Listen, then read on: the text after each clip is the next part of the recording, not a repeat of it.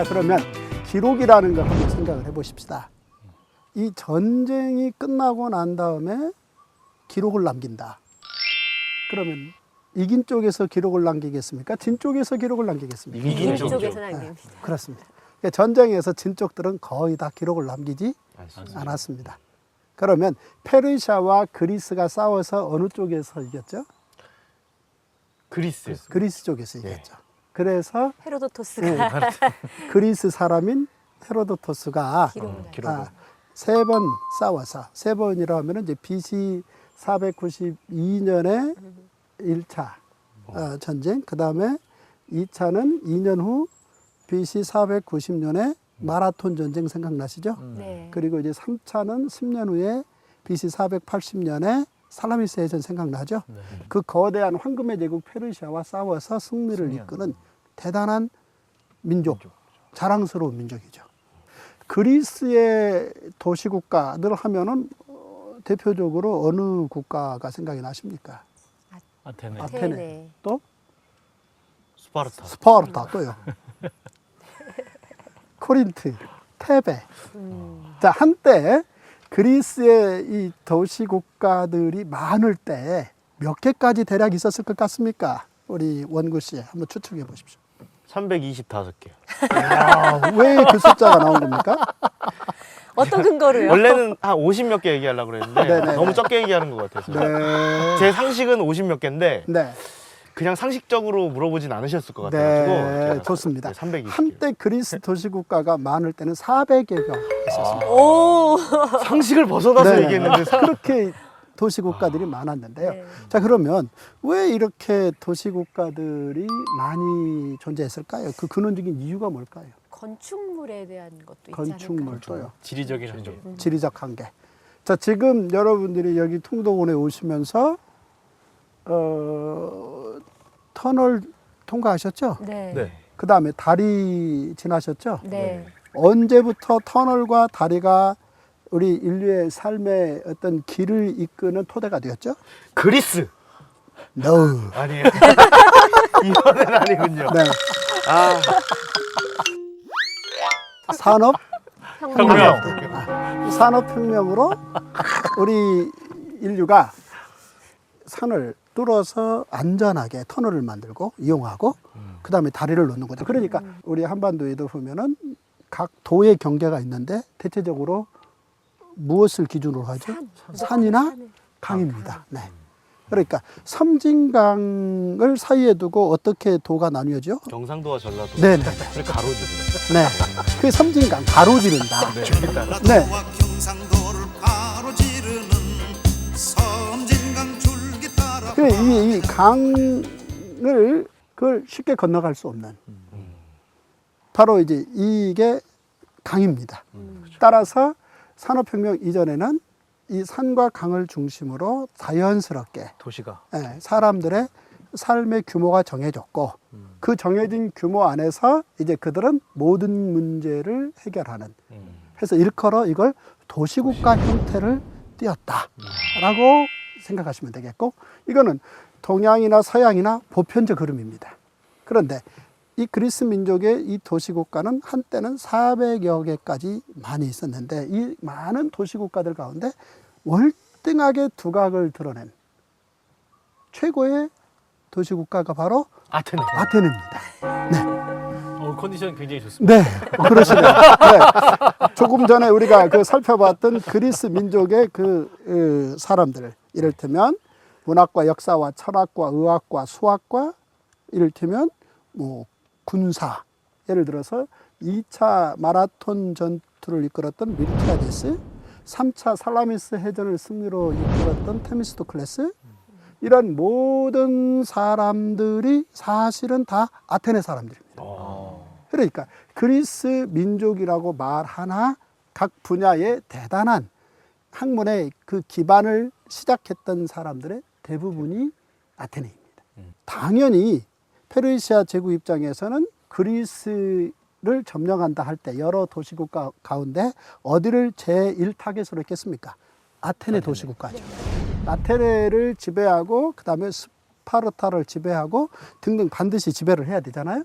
그런데 이 아테네가 이번에는 다시 페르시아가 혹시 미국에 또 전쟁을 일으킬지 모른다라는 이 위기감을 각 도시국가에 잘 알리게 되고, 왜냐하면 페르시아와의 그 거대한 싸움을 이겨낼 수 있었던 건 아테네의 리더십이긴 해도 그 수많은 도시국가들의 결속입니다. 좋은 단결이 승리를 이끌어낸 거죠. 따라서 이 부분을 미리 하자 해서 델로스 섬에서 각 지역의 도시국가들의 대표자들이 모여서 결속을 다지는 게 델로스 동맹입니다.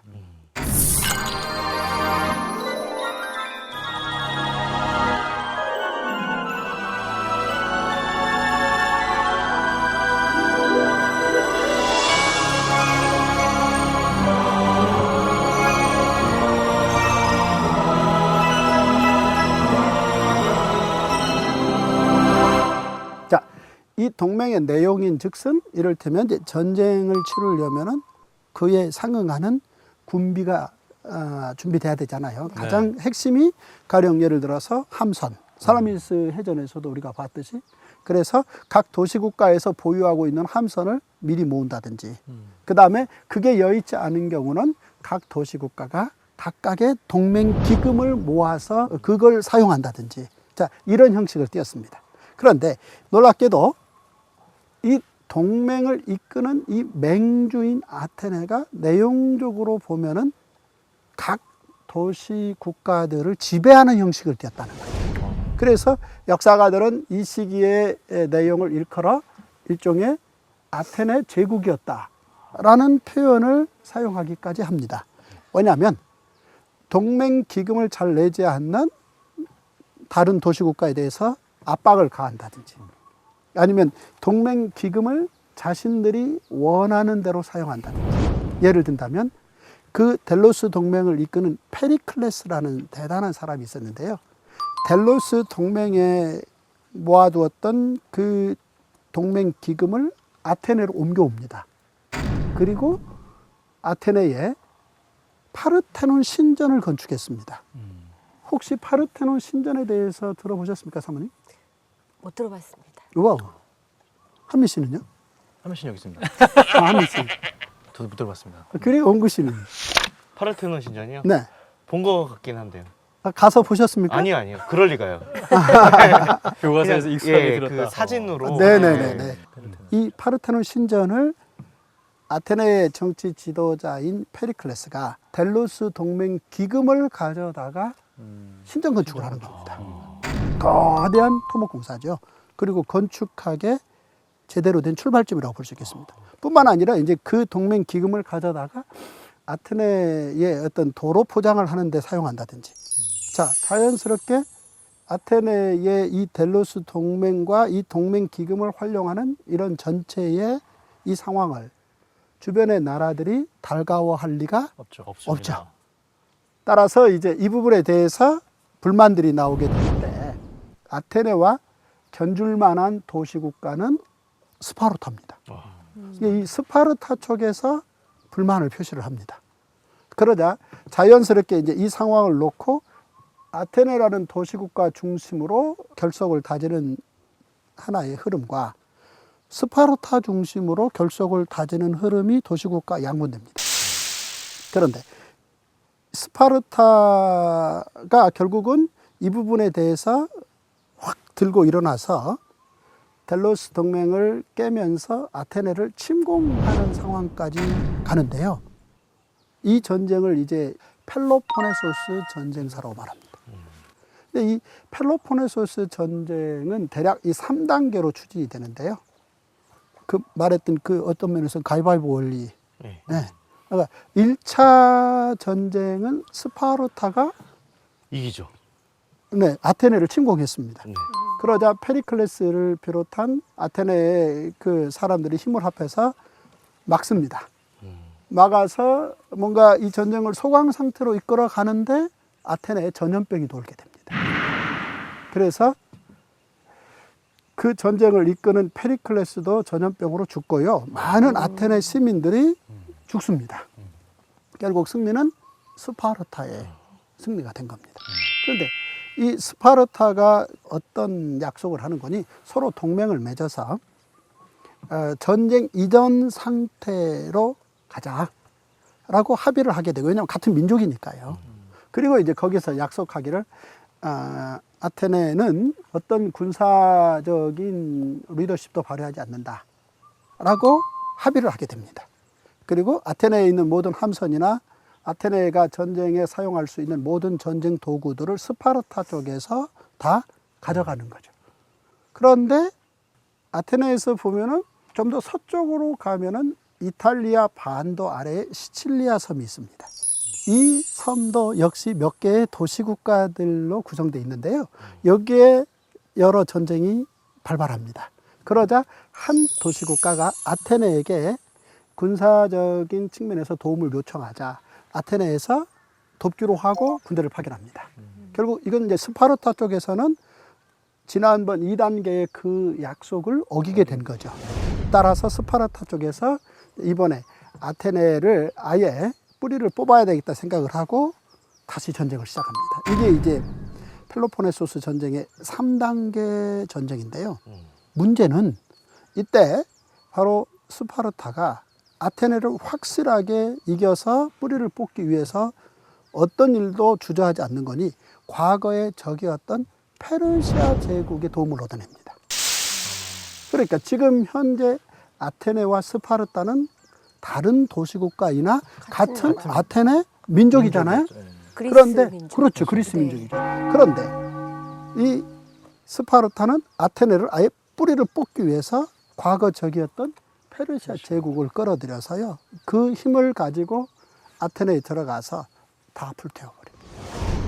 그리고 아테네를 일단 스탑시켜버립니다. 이게 27년간 지속됩니다. 이 전쟁의 결과는 이제 스파르타의 승리인데요. 이 전쟁을 잘 지켜본 투키디데스라는 이 장군 출신이요, 이 사람이 깊이 생각해보고 이 전쟁 기록을 잘 정리해 두는 게 좋겠다. 이 투키디데스는 이전에 그리스 민족과 페르시아 전쟁의 3차 전쟁인 헤로도토스의 역사를 다 읽어봤거든요. 그런데 실제 그 전쟁의 이야기보다, 그 전쟁은 약 한 2, 3년 전쟁 기록이잖아요. 근데 이제 동족들 간에 발생한 이 3단계의 펠로폰네소스의 이 전쟁 이야기는 치열하기 짝이었다는 겁니다.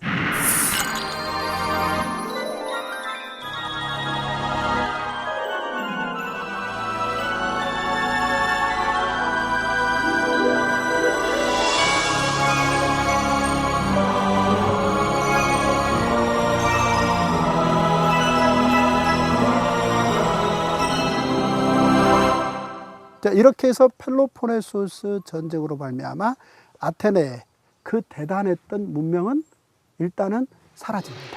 가장 아쉬운 거죠. 그리고 이제 약 한 30년 정도 스파르타의 지도력으로 그리스 도시국가들이 이끌려지는데요.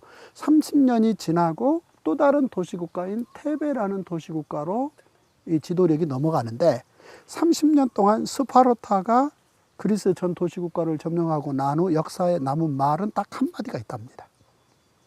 스파르타식이라는 말만 하나 딱 남깁니다. 그 무시무시한 스파르타. 네. 다른 어떤 내용도 사실은 없는 겁니다. 왜냐? 아테네는 100명이 모이면 의견이 100개가 나오는. 따라서 아테네 사람들은 모여서 무슨 논의를 해갈 때 동의제청이라는 걸 찾기가 거의 불가능에 가까웠답니다. 각기 다 다른 의견들을 가지고 있는 거예요. 이제 그러다 보니까 이제 그들에게 다양한 어떤 각 분야의 이 창의적인, 지금의 일컬어 이 서구 문명의 가장 근원적인 이야기들이 아테네에서 거의 다 개발이 되었다는 얘기잖아요. 그런 어떤 민주 형태를 띠고 있다면 스파르타는 약간 다른 이 과두 형태의 정치 형태를 띠고 있었습니다. 아테네라는 도시국가와 비교하면 스파르타는 약간의 그 단순성을 띠게 되는 이제 그런 도시국가였는데, 그런데 그런 스파르타, 자, 페르시아와의 전쟁 과정에서 보면은 그 레오니다스라는 스파르타의 왕이 300용사를 데리고 테르모필라 협곡에서 페르시아 그 크세르크세스를 막고 그 과정에서 뭐 대단한 성과를 거뒀지 않습니까? 물론 역부족으로 300명이 다 거기에서 전사를 했습니다만 이렇게 스파르타라는 이 도시국가는 이를테면 이제 뭔가 용맹, 어떤 싸움 이런 건데 이 펠로폰네소스 전쟁에서 아테네를 무너뜨리고 난 다음에 스파르타는 더 열심히 전쟁에 관련된 집중도를 높였다는 거죠. 그래서 스파르타 지역에 있는 중요한 그 농업, 그 당시에는 이게 농업이 굉장히 중요한 산업입니다. 그런데 이 농사 짓는 일을 스파르타가 보유하고 있는 20만 명 정도의 노예들에게 다 맡기고 대체적인 스파르타 시민들은 계속해서 전쟁 진행 방식에 대해서 더 기술을 발전시키고 전쟁이 뭔가 미래를 이끌 수 있다라는 쪽으로 나라를 더 경영했었다라고 보시면 되겠습니다. 군사훈련에 집중했겠네요. 그렇죠. 이제 새로운 어떤 전쟁 기술을 발전시키는. 이러면서 결국 아테네 중심의 그 거대했던 그리스의 그 모든 문명들은 일단은 이제 사라지게 되는. 이게 이제 조금 더 지나야 이제 마게도니아 쪽으로 넘어가게 되는데요. 일단 스파르타가 30년 동안 지배하고 난 후 테베라는 도시 국가에 에파민논다스라는 대단한 장수가 또 나타납니다. 이 테베라는 도시 국가 하면은 유명한 한 사람이 있어요. 왕인데 혹시 생각나는 사람 있습니까? 테베 왕이요? 테베 왕 중에. 테베를 오늘 처음 들어봤어요.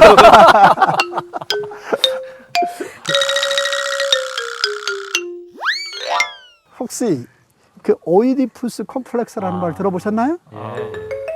들어보셨죠? 아도왕 얘기할 뻔했습니다.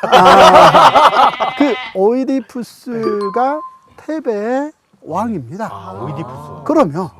그러니까 그 테베라는 나라도 역사에 한 인물을 남겼죠. 근데 우리는 대체적으로 이제 오이디푸스 왕을 기억하고 있는데요. 이후에 그를 뒤를 이어서 에파민논다스라는 대단한 장수가 스파르타와 싸워서 이깁니다. 그러니 대단한 거죠. 이 에파민논다스가 이 대단한 테베의 지배자가 되는데 그러면서 한 30년 정도 그리스 도시 국가들의 주도력이 테베로 넘어갑니다. 근데 여기서 역사에 이제 획기적으로 남을 만한 중요 사건 중에 하나가요. 이 테베의 이 도시국가가 그리스 도시국가만 지배하는 데서 머물지 않고 그리스 도시국가에서 좀 위쪽에 보면 마게도니아 민족들이 살고 있는데요. 마게도니아 민족까지 지배하면서 마게도니아 민족의 왕자 필리포스 2세 15살 청소년을 테베에서 인질로 잡아다 놓습니다. 이게 이제 결국은 헬라 제국의 시작입니다. 사실은 오랫동안 그리스의 도시국가들은요. 특히나 이 북쪽에 있는 마게도니아인들을 바르바로인, 즉 야만인들이라는 칭호를 붙여가면서 대체적으로 늘 무시해드렸습니다. 어떻습니까? 이게 중국에서 중국 북경을 중심으로 이를테면은 동쪽에 있는 오랑캐, 서쪽에 있는 오랑캐를 불렀던 말이 동이족과 서이족입니다. 동이족은 어디를 일컬어 말함이죠? 저희. 네, 우리 한반도를 북경에서 동쪽에 있는 오랑캐. 그런가 하면은 서이족은요, 베트남입니다. 이 북경에서 보면 베트남은 서쪽에 있는데요.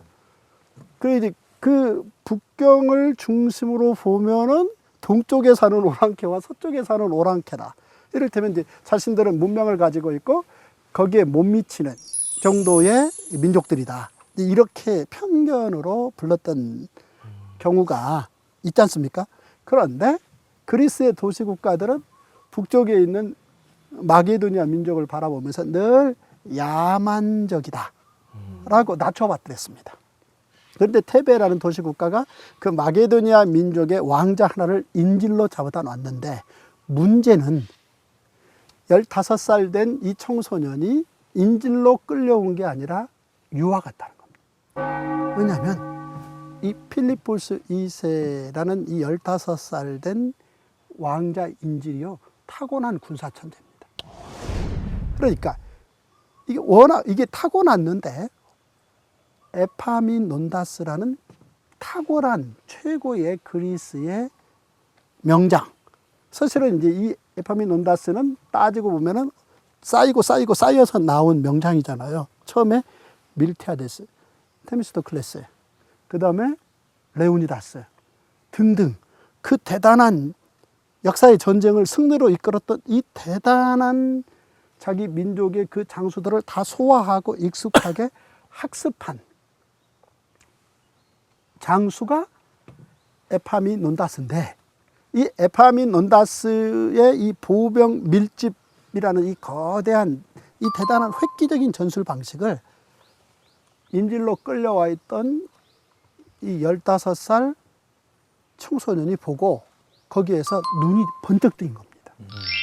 그리고 그러는 사이 이제 이 에파민논다스는 또 스파르타와 등등의 전쟁에서 전사를 하고요.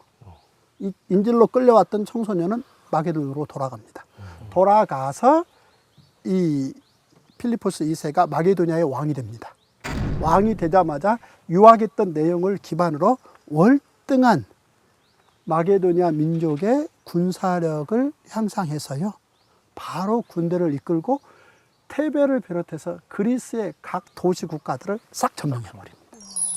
그래서 그 긴 시간 동안 야만 민족이라고 무시받았던 마게도니아 그 민족이 그렇게 월등한, 지금까지도 온 세계 서구 역사에 이름을 남기고 있는, 모든 학문의 어떤 서구 학문의 근원적인 한 토대를 제공하고 있는 그리스의 각 도시 국가들을 딱 점령합니다.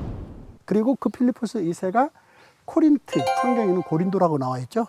그 코린트라는 곳에 아테네, 스파르타, 테베 등등의 모든 도시국가의 리더들을 다 모아놓고 코린트 동맹이라는 걸 맺습니다. 그 동맹의 내용인즉슨 한 3가지 정도인데요. 궁금하시죠? 네. 어떤 내용이겠습니까? 추측. 제가 궁금한데요? 제가 궁금한데 지금 저한테 물어. 싸우지 말자 이런 거 아니에요? 예. 그러니까 중요합니다. 근데 협정 뭐 이런. 너희끼리 싸우지 말라는 겁니다. 그러니까 그리스 도시국가들이 페르시아와 싸워서 이겼던 건 단결 때문이잖아요. 네네. 그런데 이후에 보면은 펠로포네소스 전쟁사에서 보여주듯이 자기들끼리 분열했잖아요. 그래서 결국은 마게도니아에게 진 거잖아요. 그러니 마게도니아 왕인 필리포스 2세가 와서 그리스의 도시국가들의 리더들을 다 모아놓고 첫 번째 코린트 동맹의 핵심이 너희들끼리 싸우지 말 것. 맞았네. 네네네. 그 다음에 이제 두 번째 내용이 뭐냐면 세금. 페르시아를 점령할 것. 왜냐하면 너희들끼리 싸운 근원적인 이유가 사실은 페르시아 제국 때문에 결속도했다가 분열하고 이런 과정을 거쳤잖아요. 따라서 마게도니아 왕이 와서 그리스의 도시국가들의 리더들을 다 모아놓고 페르시아를 점령하겠다. 그래야 되지 않겠느냐라는 얘기고, 세 번째 이제 부가적으로 이 모든 점령을 마게도니아 왕인 자신 필리포스 2세가 총사령관이 될 거. 이 3가지입니다. 그러니 그리스 도시국가 리더들 입장에서 보면 이건 세상이 바뀌는 경천동지할 얘기죠.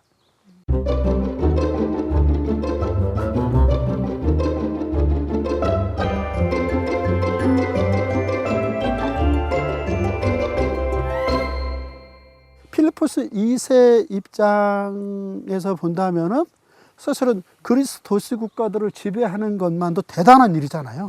그런데 그 거대한 황금의 제국 페르시아 제국을 자신이 주도해서 점령을 하겠다. 이런 놀라운 구상을 발표하는 겁니다. 이에 대해서 아테네의 그 유명한 웅변술의 창시자 누구라고 그랬죠? 데모스테네스입니다. 이 데모스테네스가 그 당시 이제 웅변술로 우리 그리스 도시국가가 어떻게 마게도니아의 지배를 받을 수 있겠느냐. 바로 이제 이런 저항들이 있긴 합니다. 그럼에도 불구하고 워낙 힘으로 밀리는 거죠. 필리포스 2세가 사자 같고요. 그러니 그 코린트 1차 동맹이 이제 어쨌든 사인이 됐습니다. 문제는 그 동맹이 실행되지 못하고 필리포스 2세가 암살당합니다. 그리고 그 뒤를 이어서 필리포스 2세의 아들 누구죠? 알렉산더입니다. 20살짜리 알렉산더가 마게도니아의 왕이 됩니다.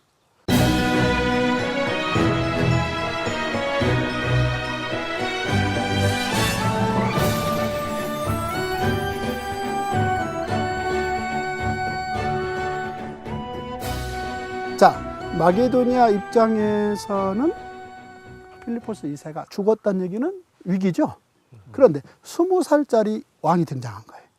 자, 이런 상황을 놓고 그리스의 각 도시국가들의 반응은 어떻겠습니까? 해볼만 하죠. 네. 이제는 당연히 마게도니아의 지배를 받을 수 없다라고 나왔을 것이며, 아테네의 필리포스 2세의 거의 정치적 라이벌이었던 데모스테네스 같은 경우는 아테네 군중들을 모아놓고 어떻게 선동하기 시작하는 거니? 더 이상 우리는 마게도니아의 지배를 받을 수 없다. 그러면서 이제 알렉산더를 어떻게 평가하는 거니? 어린 애송이라고 얘기합니다. 왜냐하면 사자 같은 필리포스 2세에 비해서 그의 아들 20살짜리가 왕이 됐으니 당연히 어린 애송이죠. 그런데 이 어린 애송이 알렉산더는요, 바로 군대를 이끌고 그리스의 각 도시국가들을 다시 삽시간에 쉽게 점령해버려요. 그리고 자기 아버지가 그랬던 것처럼 코린트의 지도자들을 다 모아놓고 제2차 코린트 동맹을 결속시켜냅니다. 내용은 이하 동문인데 총사령관만 아버지에서 아들로. 자기로 바뀐 거죠. 20살짜리가. 그리고 이것을 이제 실행하기 위해서요, 마게도니아 군대 약 한 4만 명 정도와 용병들을 조금 모아서 5만도 채 안 되는 군대를 이끌고 실제 페르시아를 점령하기 위해서 출병하겠다는 겁니다.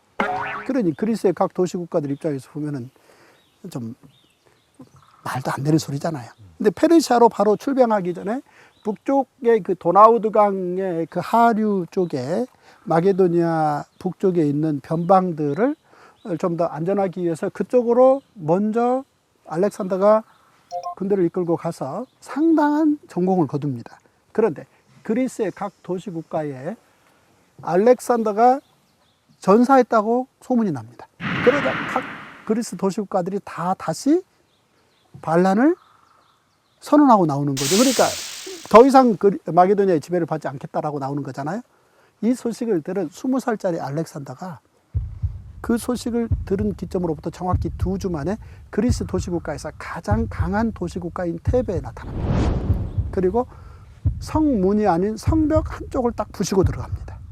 부시고 들어가서 테베라는 도시국가의 군인들 6천 명을 하루에 딱 살육합니다. 20살짜리가. 그리고 테베 도시국가 안에 남녀노유 3만 명을 다 묶어서 먼 지방의 노예로 팔아버립니다. 그리고 그 테베 성 전체를 다 부셔서 불을 질러서 더 이상 재생 불가능한 상태로 만듭니다. 즉 본보기를 보여주는 거죠. 20살짜리가. 그러니까 자기 아버지 필리포스 2세가 행했던 거하고는 비교도 안 되는 일을 과감하게 20살짜리가 딱 저지르고 나오는 겁니다. 자, 이 이야기는 다시 말해서 각 그리스 도시국가의 본보기를 보여주는 거죠. 따라서 여기까지 이야기를 들은 각 그리스의 도시국가들의 리더들이요, 백발 휘날리며 거의 맨발로 뛰어오겠네요. 100m를 2초에 뛰어서 누구 앞에 나타나겠습니까? 알렉산더 앞에 나타나서 바짝 엎드리겠죠. 슬라이딩 한다. 이를테면 이제 그런 표현을 봐도 과언이 아닐 정도로 그렇죠. 그렇게 엎드려 대단하다. 버립니다. 20살짜리가. 그런데 이건 이제 시작입니다. 이제 이 테베성을 처단하는 이거는요, 이를테면은 간단한 시작에 불과하고 곧 333년에 즉 2년 후에 이수수 사건 나옵니다. 이수스는 이제 페르시아 제국이 200년 만에 문 닫는 결정적 사건이거든요. 이때 가보면 이제 죽이는 단위가 달라집니다. 바로 20살짜리 마게도니아 출신의 왕 알렉산더가 그리스의 전 도시 국가들 전체를 이미 지배하고, 그리고 자기 민족과 그리스 민족들을 묶어서 페르시아 제국을 점령하기 위한 출정단을 꾸렸다. 이것이 헬라 제국의 시작이다 라고 볼 수 있겠고요. 드디어 이제 이 알렉산더는 대체적으로 그렇게 군대를 외형적으로 꾸렸지만 내용적으로 들어가 보면 거의 다 마게도니아 사람들입니다. 이들 말씀드렸듯이 불과 약 한 4만 한 5천여 명을 데리고 베레아 항구에서 페르시아의 이수스로 향합니다. 이제 오늘 이야기는 이제 여기까지 살필 생각입니다. 그래서 풀은 마르고 꽃은 시드나 주의 말씀은 영원하다. 자, 이렇게 말씀드리고 싶은데요. 사실은 그 그리스 그 대단한 민족, 페르시아의 그 침공을 막아내는 그렇게 월등한, 그리고 오늘날까지 어떤 영향을 줄 수 있는 여러 인문학 혹은 사회학, 자연과학의 일종의 어떤 사상적 원리를 나름대로 출발시켰던 이런 그들 민족이 자기들끼리 분열함으로 오랫동안 무시했던 마게도니아에게 삽시간에 들어가서 코린트 동맹으로 모든 걸 다 내줘야 했나. 그러면서 이제 그리스의 문명은 일단 여기에서 다 사라지고, 그리스 문명의 어떤 남은 내용들은 마게도니아 민족인 알렉산더가 선별적으로 채택해서 헬라 제국의 가장 중요한 헬레니즘의 토대를 놓는 이런 어떤 이야기를 살펴보았습니다. 네. 여기까지입니다. 아.